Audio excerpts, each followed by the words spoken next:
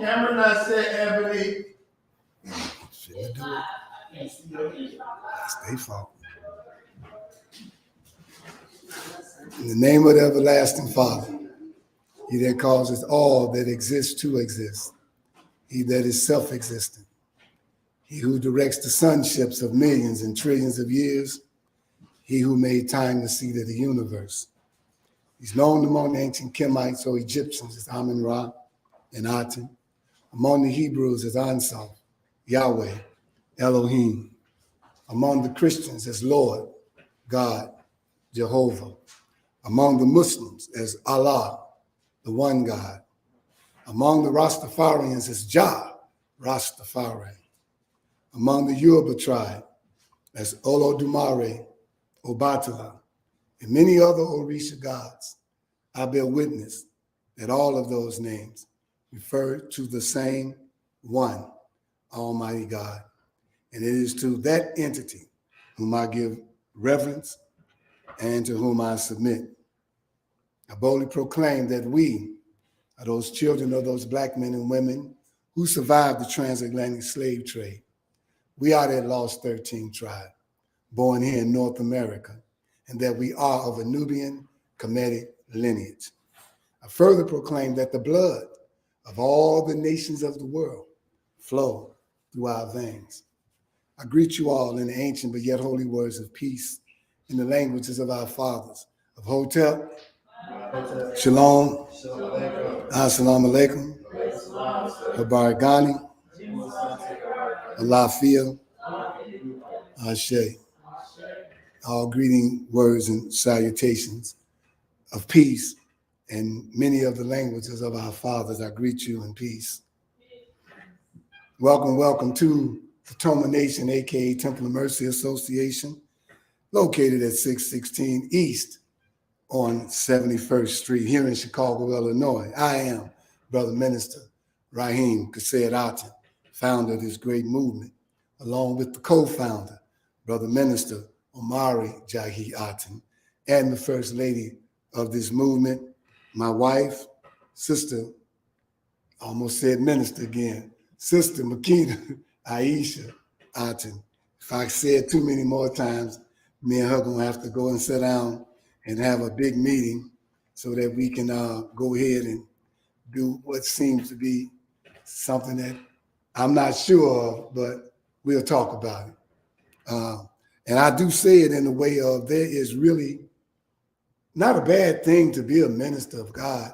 It's not a bad thing to be chosen of God to minister, you know. So I'm not saying it like it's a bad thing, but I know it's one of the most rejected things that once you come into the knowledge that that is what God wants you to do, I don't see too many people that jump for joy and you know, clap and all of that, because the unknown becomes more familiar to you after you accept. And the part that's unknown is you don't really know what lies ahead. You don't really know truly the pressure that comes with being chosen by God. It's nothing like being chosen by some record producer or being chosen by your employer that moves you up to another level. It's nothing like that. You're talking about being chosen by a higher power that created everything on this planet to do a specific job. Thank you, Sister Nikita. So I'm not going to stay there because I only have 30 minutes to share with you live what it is God gave me for you today. But you can come right on down, start right now, and leave your house and come here to hear the rest of it, because the full lecture is for an hour. So come on and join us, 616 East on 71st Street, Chicago, Illinois. My subject is know your enemies from your friends. And this is Health Awareness Month for Toma.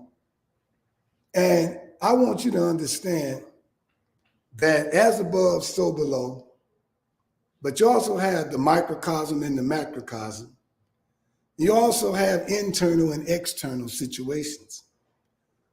And we in Toma don't just teach surface knowledge, but we teach also something called esoteric knowledge that transcends above the tangible things that we see and get involved in on a daily basis, but it goes into a level that we call the unseen, where every letter, shape, and sound in its numerical value has a whole nother meaning that's beyond what you're reading and beyond what you're writing. And so we know that we're at war. And being at war as a people who don't know who they are in the midst of this war, ain't that a shame? Then we must come to our people where God created us. And that's from the esoteric level. See, it's one thing to keep saying we are gods, but yet after saying it so many times since Elijah Muhammad brought that to us, we are not operating as gods, as a people, not as individuals and not as a movement or a particular organization, but as a lost tribe, a lost 13 tribe here in North America that was created special from all of the different hell that we went through dealing with the transatlantic slave trade that can only be equal to the pressure that's put on a lump of coal before it becomes a diamond. Showing you that we were carved out for a special purpose here. But yet we running to and fro, back and forth, trying to find out who we are, where we are, and whose we are. But now, internally, you have an army called white blood cells running around through your body. But yet we got Decepticons, even in your body, deceiving you, making you, your body I'm talking about, think that that new thing that entered into your body has come to help you in the fight. But they came to overcome you. And what I mean by that is that, let's take HIV, AIDS, for example, something that goes into your body, but yet it takes a picture of your white blood cells and operates in your body for 10 years as a white blood cell. That's Decepticon, ain't it? That's deception. But yet it can operate. See, I'm showing you something internally that happens externally all the time, where someone comes into your movement and disguises themselves as your friend or as one who believes as you believe. But then later on, they expose themselves like the HIV virus after 10 years being with you, and you see them for who they truly are after. Understand what happens when the HIV virus comes in and poses as that white blood cell. It gets all the information from those white blood cells and take that information to use it back against you. Isn't that deep? That we talking health here and health awareness, but yet the same thing on the outside of us operating on the same level on the inside of us. They take your DNA code and then they look it up to find out things about you and how they can use that against you to make you sick. Then they've gotten so wise to understand that you got something that comes with you from the day of your inception called mRNA, messenger RNA, that in that message is coded everything that made you who and what you are, from the color of your skin to your color of your eyes and your hair and your lips and your nose and your tongue and your internal organs, the size of your toe, your toenail, your foot, everything. But yet the enemy came in unaware with their own messenger RNA and put in your body. Just like when you at war, you have allies or friends who you think came to help you in that fight.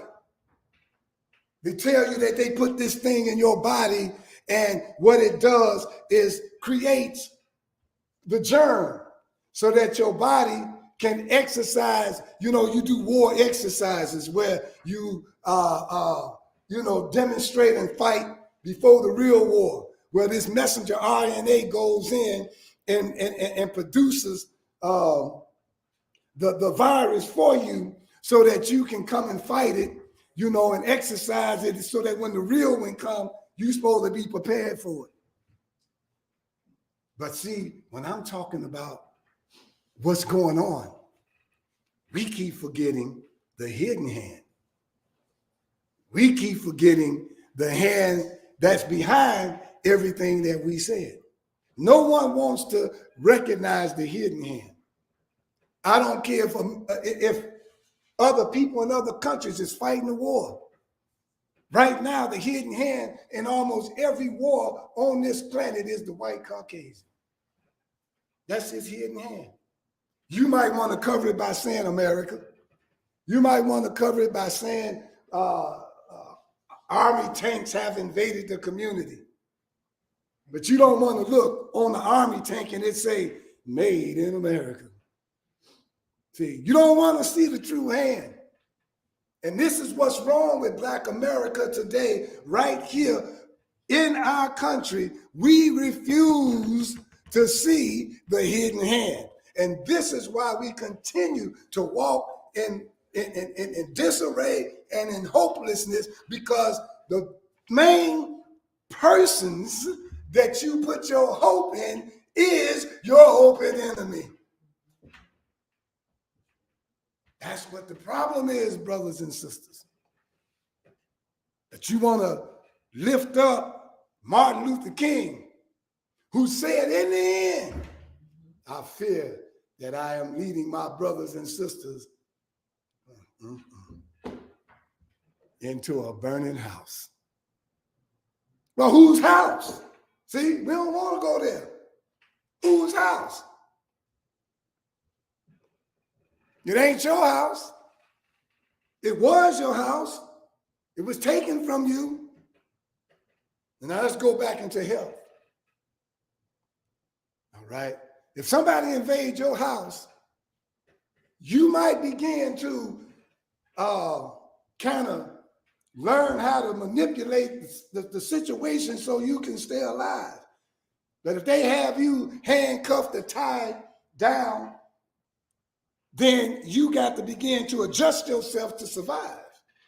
They in your house. They using your stove, your refrigerator. They eating your food. You tied to a chair. You don't know how long you tied to the chair. But then they fix things around your house and set it up so that they can untie you to move around. And now you done adjust yourself to the condition of that enemy in your house. And so what do you do, brothers and sisters? What do this have to do with health?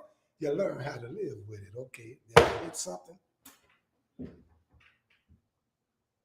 Did I hit something? Did I hit a nerve? But a real soldier, wait till there's an opportunity. A real soldier, wait till there's an opening. A real soldier knows that eventually that enemy gonna get weak, knows eventually that enemy is gonna let his guards down a little bit. And a real soldier fights to the death. Brothers and sisters, one thing we gotta do is stop living with the reality of the great white hope. The great white hope is not your friend. He might pose as your friend. Now, I don't have much time, but I'm going to read something to you. All right? And we got to stop believing in his heroes that he's given us. Superman. I am your superwoman. Supernatural. Get away from that. That's satanic. You say, why is that, Brother Minister? That's satanic. The real deal is let them have a Superman. Let them have a superwoman. See, but we can't buy into that concept because you can't walk around talking about Superman, Superwoman, supernatural when the black man is God. How you gonna live by that super crap?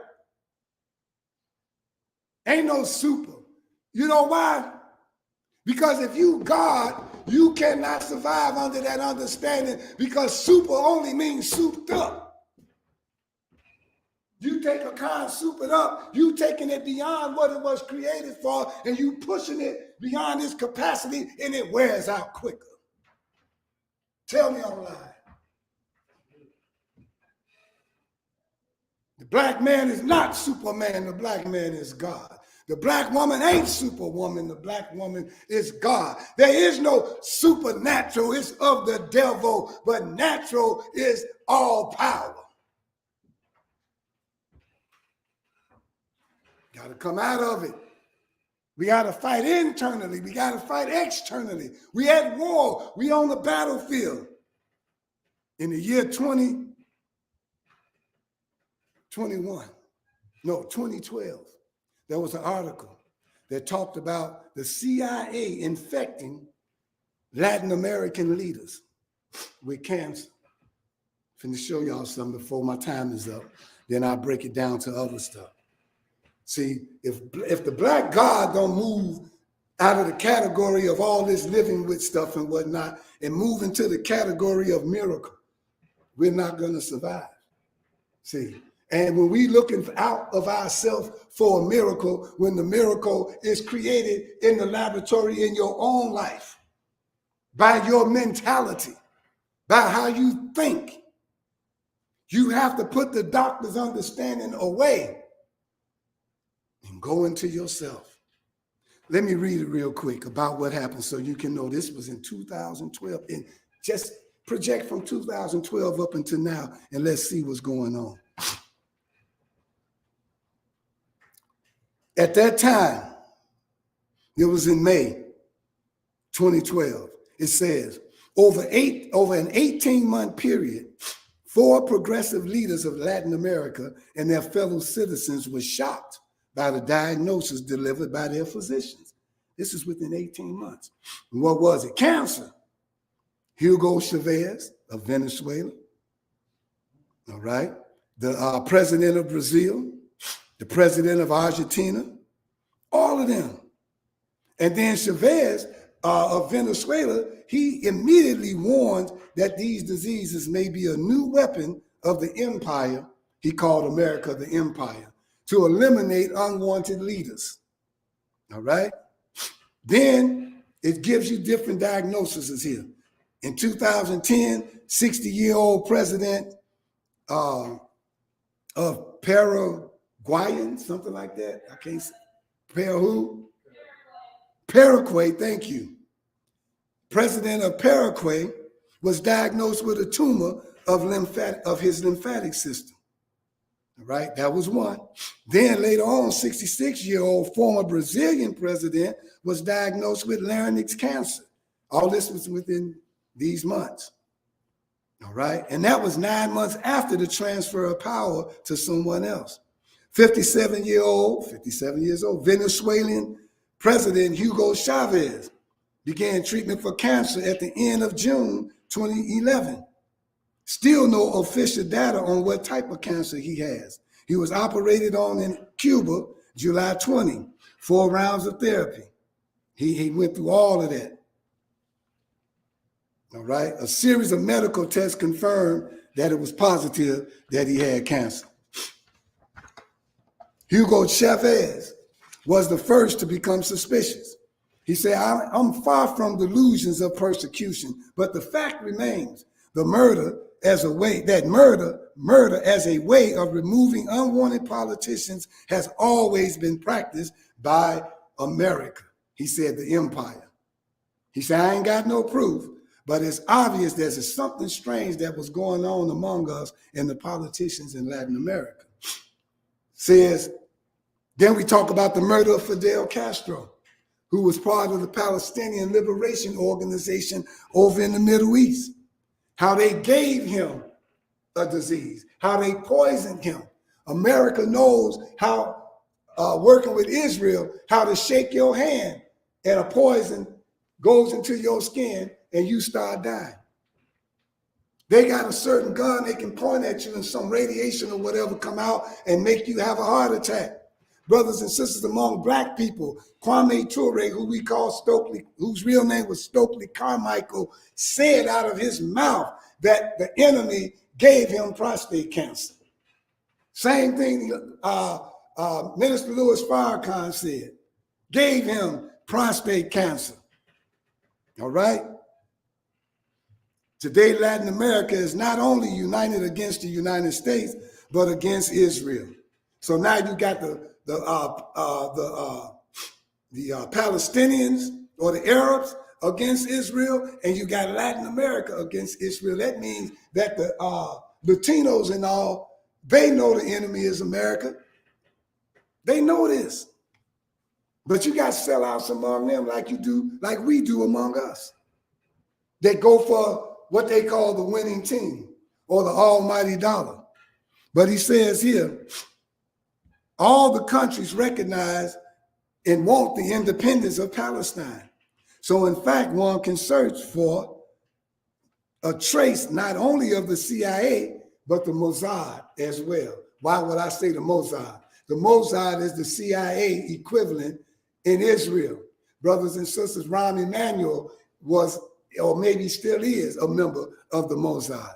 You ever wondered about him, why he took a demotion from being the chief of staff of a president to demote himself all the way down to a mayor in the city of Chicago? You ever thought about that? And then here comes some of our great people like Karen Lewis, who comes down with cancer from the Chicago Teachers Union. Then we got Harold Washington supposedly had a heart attack and whatnot. Y'all ain't looking at this, are you? Check what I'm saying. And Karen Lewis starts speaking up, exposing stuff and telling stuff and saying she ain't gonna take it no more. All of a sudden, she got cancer.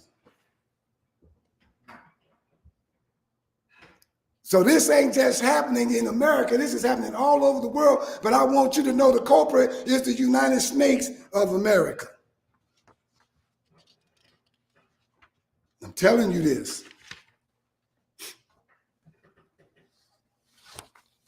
I'm almost time to go, so I gotta move forward here. So, man, I gotta move quick. Let's talk about Yasser Arafat, the PLO president. And they've been on Jesse Jackson ever since he hugged that man. And ever since he said something against the Jews, the same way they're going to be on Kanye till he die. They're going to still get Kanye's children. His children ain't going to hardly know why they can't hardly do what they want to do. Because that same group that everybody afraid of is the group we got to come to gripes with. And the major two groups on this planet, that's an enemy to the black man and woman that y'all can't see. Because you're too blind, you're too asleep. You've been covered over with their money and their finances. And that's the European white man and that Ashkenazi Jew. You don't want to hear it. And those two are fighting each other and been fighting each other, vying for power as to who gonna run this damn planet. But to you, they let you know they're allies. Know your enemies from your friends. And they're coming at you from all levels. And you feeling hopeless now. And the only way out of hopelessness now, brothers and sisters among black people, is to become the God that he made you to be. And begin to act like the God that you're supposed to be. Begin to eat like the God that you're supposed to eat like. Quickly, I'm going to show you something dealing with that. Hopefully I can do it quickly.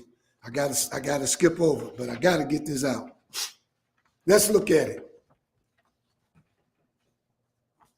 Let's look at it. They give us generic food. They give us generic medicine. Is that right? It's introduced into our community. Why would they do that, y'all? You think they really doing it because they think we poor and broke and hungry and out of doors, so they got to give us the cheap stuff? Is that what y'all accepting? Don't you understand, since they got discovered during the Tuskegee experiment back then, they have not stopped experimenting on us first? We are always the first group that they use as the test tube dummies and babies that try to discover something, whatever they doing. Always us. We the laboratory rat. We the monkeys.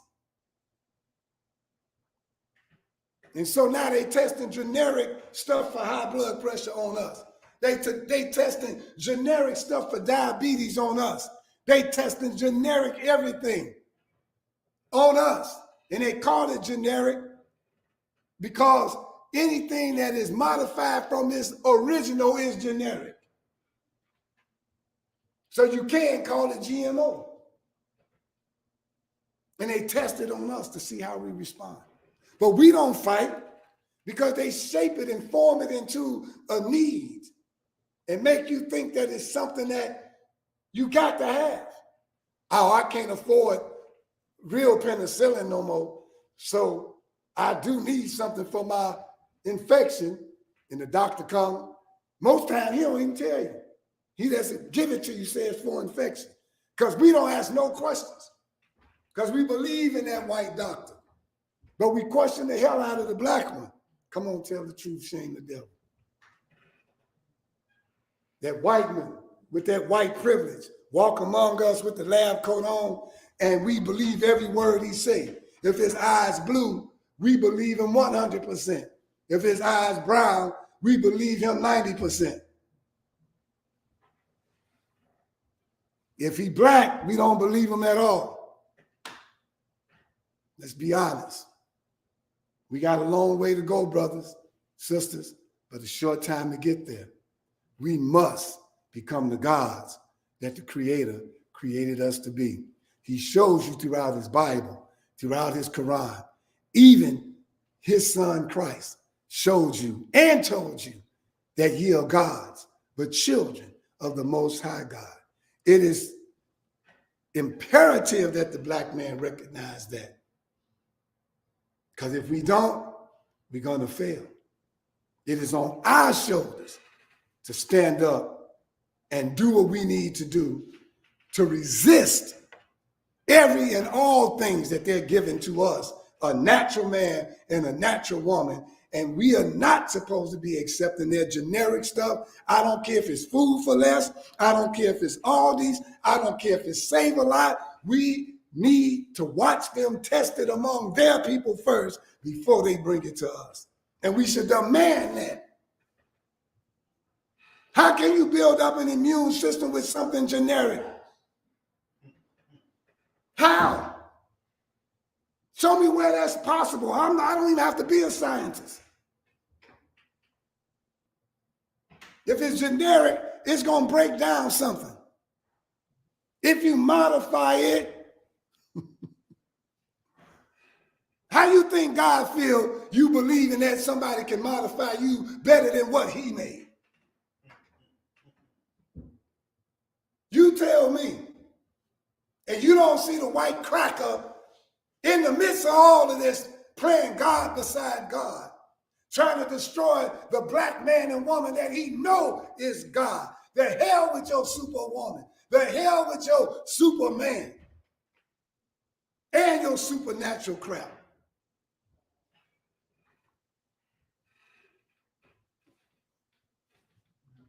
Brothers and sisters, fight. Brothers and sisters, don't give in. Fight internally and externally. Be on your job. Study to show you. Joining us for our weekly Sunday worship service. We invite you and your family to join us live every Sunday at 616 East 71st Street at our new time from 12:30 to 1:30 p.m. and on Facebook from 12:30 to 1 p.m. If you have enjoyed what you have heard, please feel free to support us with a monetary gift on Cash App at $TOMANATION. Once again, that's $TOMANATION. This will conclude our live stream. The message you have been listening to will continue live here at the Toma headquarters. We thank you, Black family.